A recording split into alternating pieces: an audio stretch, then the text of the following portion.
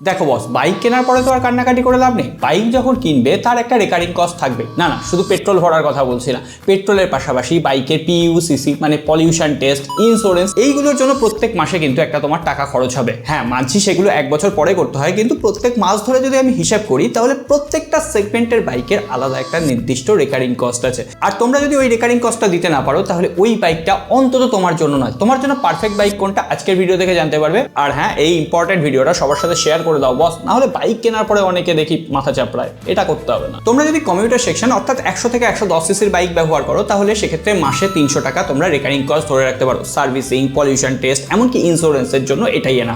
তোমরা যদি 150 থেকে 160 সিসির বাইকগুলো চালাও তাহলে সেক্ষেত্রে 450 টাকা কিন্তু তোমরা রেকারিং কস্ট হিসেবে মান্থলি রেখে দিও।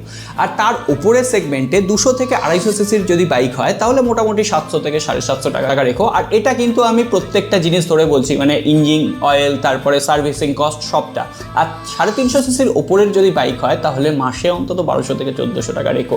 না হলে যখন বাইকটা নিয়ে তোমরা 3 মাস পরে সার্ভিস সেন্টার বা 6 মাস পরে সার্ভিস সেন্টার যাবে, ওটার ইঞ্জিন অয়েল চেঞ্জ করতেই দেখবে 2000 টাকার আশেপাশে লেগে গেছে, পার্টসের দাম বেশি। সো ওভারঅল তোমরা যদি বাইক ইএমআই কেনো, ইএমআই ক্যালকুলেশনের পাশাপাশি এই টাকাটা ধরে তারপর তোমরা বাইকের বাজেটটা নির্ধারণ করো। বাদবাকি বাইক পুরনো হলে আস্তে আস্তে খরচের ঝামেলা বাড়তেই থাকবে। তবে হ্যাঁ, এই ফলো বাটনটা প্রেস করার মতো কোনো রকম ঝামেলা নেই, করে রেখো, পরবর্তীতে কাজে আসবে।